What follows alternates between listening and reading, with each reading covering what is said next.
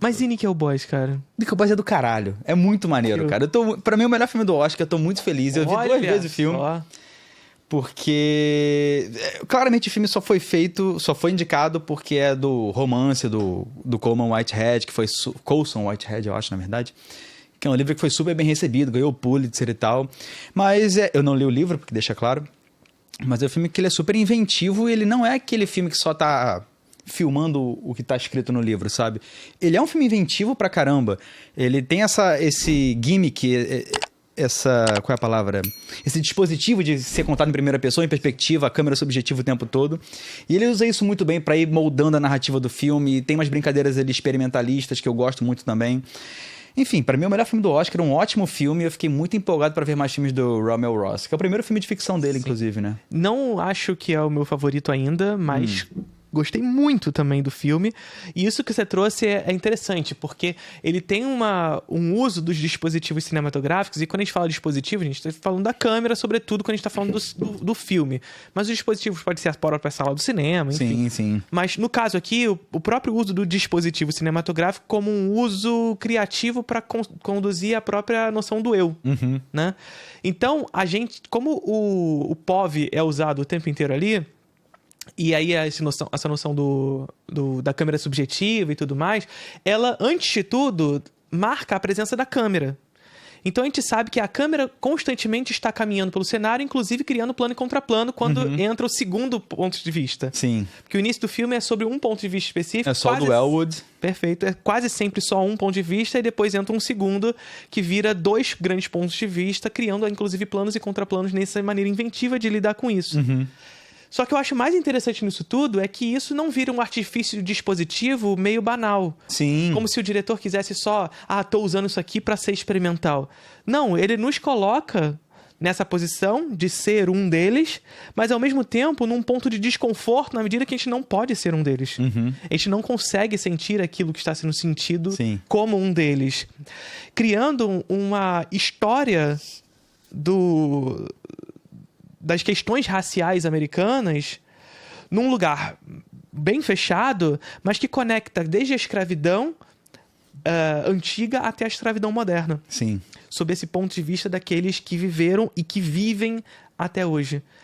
Então, eu acho que esse que é o grande barato do filme, é conseguir conectar toda essa experimentação que ele consegue trazer, toda essa maneira de lidar com o dispositivo para conduzir a nós a ser parte daquele olhar, mas sabendo que nós não podemos ser. E esse desconforto que eu acho que é mais legal. E eu acho que ele aborda muito bem o contexto histórico, porque, por exemplo, o Godard tem um documentário sobre a Revolução Palestina que se chama, acho que Aqui e em Qualquer Lugar, ou em Outro Lugar. Que ele fala que sempre que você vê uma reportagem na TV, você tem que pensar o que está sendo mostrado e por que isso está sendo mostrado e o que está sendo escondido, sabe? Sim. Aqui e lá. Porque se algo foi escolhido para ser mostrado, aquilo está dizendo alguma coisa. Então outra coisa está sendo omitida. E o filme fala muito sobre isso, né? Tanto é que no clímax do filme, não é spoiler, gente, tem uma montagem que bota em paralelo o funeral do Martin Luther King, que é a morte da maior liderança negra que teve no momento nos Estados Unidos, e a exploração espacial. Então, tipo, olha, que glória, estamos botando câmeras na Lua. E toma lá a comunidade negra tomando porrada pra caralho com o racismo estourando nos Estados Unidos, sabe? E somado a isso, o point of view, mais uma vez, a câmera subjetiva. Sim. Ou seja, é um filme que centraliza tudo num universo bastante individual, daquelas duas pessoas, e ao mesmo tempo o mundo tá celebrando uma outra coisa que é geral. Exatamente. Que é complexa. E é uma história, a parte do reformatório que existe na Flórida é real, né? E eu não sabia dessa história, é loucura. É uma das muitas histórias que os Estados Unidos jogam para debaixo do tapete sobre racismo e escravidão moderna. Sim. Sobre, enfim, é isso. Esconder um passado que, na verdade, é presente no final das contas. Sim. Mas isso que você trouxe é muito interessante, como ele consegue justapor a grande história à pequena história. E ele não precisa falar exatamente isso e não necessariamente introduzir isso a uma ferramenta melodramática superficial. Sim. Porque o melodrama é aquilo que a gente sempre fala. O melodrama ele tem uma funcionalidade, um uso como ferramenta muito interessante, na medida em que ele consegue trazer questões profundas pela sua simplicidade. O melodrama é muito simples. Mas muitos melodramas, por ser fácil de se utilizar dessa ferramenta, acabam caindo na superficialidade. Então seria muito simples, por exemplo, para Nickel Boys, cair no discurso declaratório. Em falar, olha só, gente, olha só como eles sofreram, tadinhos e etc e tal. Seria muito fácil cair nesse lugar. Pelo texto, pelo uso textual da coisa. Tornar verborrágico. Tornar verborrágico a parada. Mas eles não fazem isso. Eles discursam sobre a grande história e, portanto, dos grandes acontecimentos num período de Guerra Fria, sob uma perspectiva estilística. Ou seja, eles justapõem os documentos, né? Então tem um uso de imagens de arquivo muito interessante ali no meio para trazer essa grande história dos Estados Unidos naquele momento e justapõe isso às pequenas histórias, não pelo texto, mas pelo estilo, pela maneira de se utilizar a câmera subjetiva e justapor esses planos e contraplanos de um negro olhando para o outro, para o seu semelhante e também para aqueles que os oprimem. E eu sinto que não há um desgaste do dispositivo, do método de contar a história de forma subjetiva, com a câmera subjetiva, porque você começa pela perspectiva do Elwood, mas quando acrescenta a do Turner, uma vai moldando a outra. Então aquele olhar mais onírico do Elwood, de acreditar muito nas coisas, de acreditar no mundo, aquilo vai se perdendo, sabe? Então é meio que ele sendo guiado para ver o mundo com a dureza que ele oferece, sabe? Sim. Então a entrada de um personagem no filme influencia a visão do outro, porque o filme é contado 100% a partir da visão deles, praticamente. 100% não, 99%, porque tem a parte experimental. E eu acho que o filme consegue se reinventar muito bem nisso, sabe? Ele é muito bem resolvido. O Romeo Ross, ele parece ter um domínio muito maduro das técnicas que ele está implementando ali. E esse amadurecimento nos traz, inclusive, algo que foi muito raro nessa campanha do Oscar até agora, que são imagens memoráveis. Sim! São planos pensados, aquilo que a gente já discutiu algumas vezes aqui, e como o cinema contemporâneo aqui, para além de Oscar, a gente já falou sobre uma crise do cinema contemporâneo que está muito marcado sobre esse não pensar a imagem, justamente causado por esse avanço do digital. E aqui não é uma crítica ao digital, porque ferramenta é só ferramenta, mas o digital traz pra gente novas possibilidades, dessas novas possibilidades também algumas coisas que podem ir para um caminho que é justamente, por exemplo, a questão do não pensar a imagem. Como se tudo se torna mais fácil, muitas vezes a gente caminha para um lugar mais de um uso meio banal e meio técnico da coisa, sabe?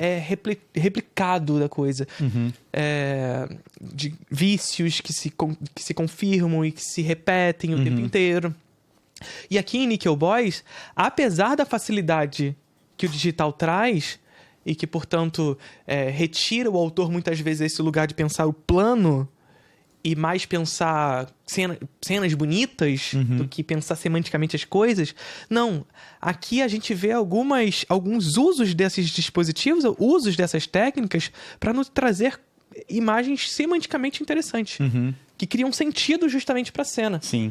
E é muito bom porque o Elwood é um personagem muito calado. Então, o fato de ter em perspectiva, você consegue ver o que ele tá olhando e você consegue imaginar o que ele está sentindo porque você sente a mesma coisa.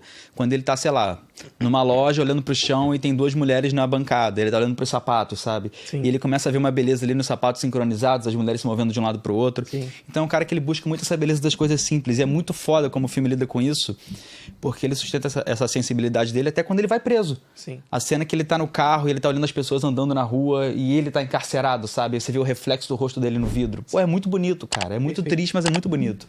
E é justamente o que você trouxe. O filme ele consegue trazer uma perspectiva do eu, nos colocando nessa posição, porque nós somos o dispositivo do filme, no final das contas, mas quando nós nos colocamos na posição daquele que olha, e aquele que olha no filme é muito diferente de nós, porque nós não somos capazes de sentir o que ele sente, isso cria a estranheza do filme. E ao mesmo tempo que cria a estranheza, a gente tenta, de alguma maneira, ver a coisa da maneira que ele tenta ver. Que é esse artifício da proximidade que o melodrama traz também.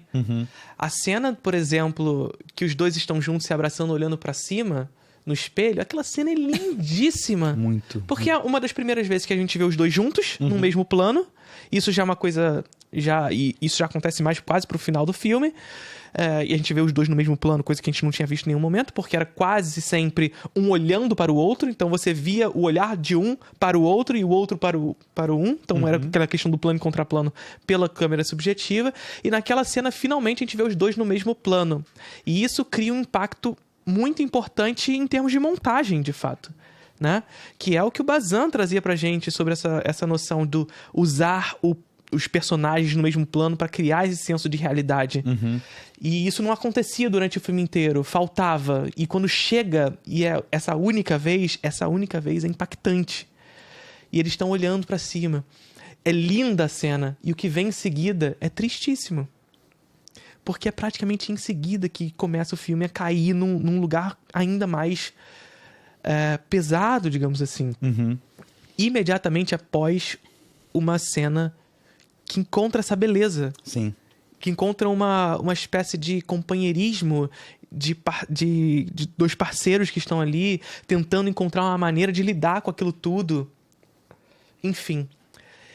E como a montagem do filme, de fato, consegue conectar, inclusive, tempos distintos, né? Sim. Porque tem o tempo do reformatório. Mas tem o futuro, tem anos 80 e tem anos 2000 já, sabe? Tem o reformatório, tem o futuro do personagem, de um dos personagens, e tem o arquivo, né?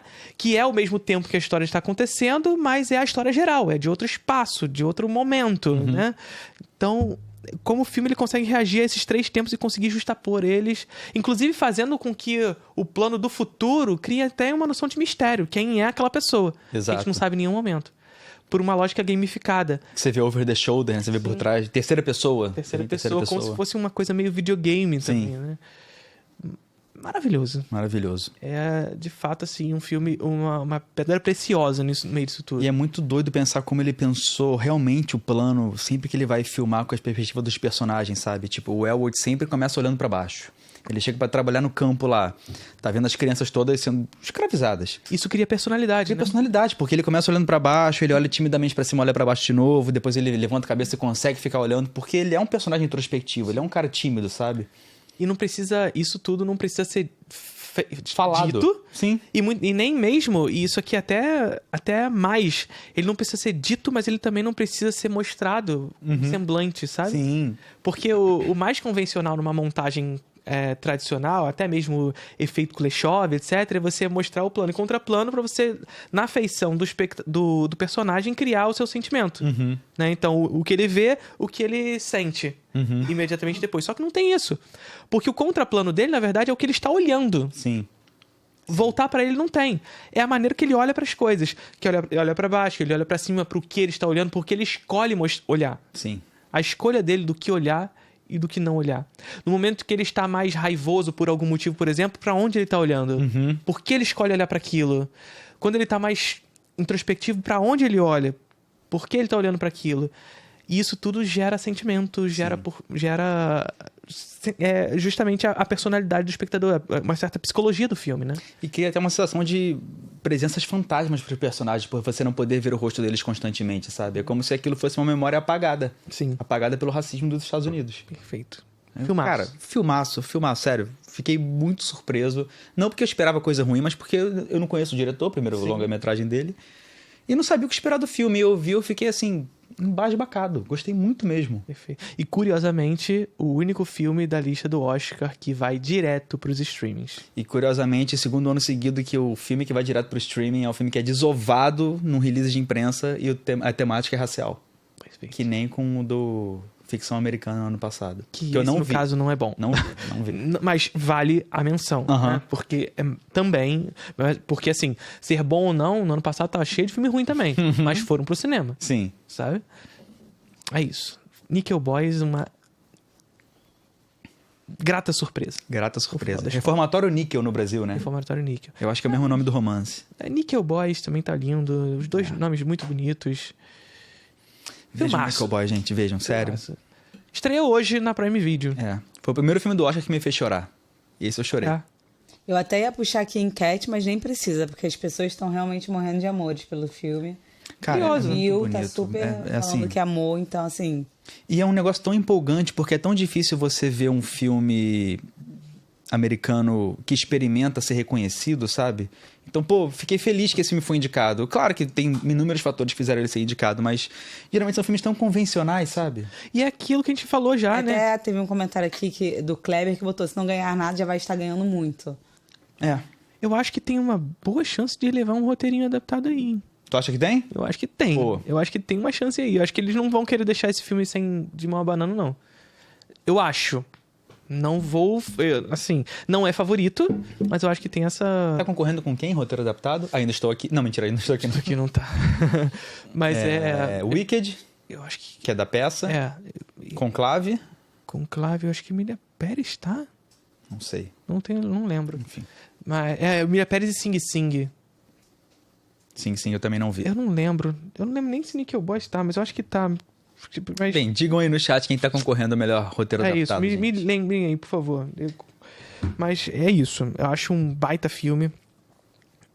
Que inclusive, quando você tava dizendo essa noção de experimentação que ele tem... Não é uma experimentação vazia, né? Não é. Tudo ali tem um sentido pra narrativa, sabe? Porque mais uma vez, é muito fácil você cair no experimento pelo experimento. Aquele experimento que só, eu tô fazendo coisas diferentes. Imagens loucas. Gente. Montagens picotadinhas, né? Bohemian Rhapsody. Aquele negócio de, vamos montar o filme e vamos fazer aceleradinho. Mas o que isso significa? Não sei, só tô fazendo aceleradinho pra ter a sensação de que é alguma coisa. Esse filme é muito pra dar a entender que é uma montagem experimental. E aí o filme ainda ganha montagem no final das contas, no ano. Mas enfim, aqui não. Aqui o uso do dispositivo, o uso das técnicas, todas ganham sentido durante o filme. Sim. Conforme o filme avança.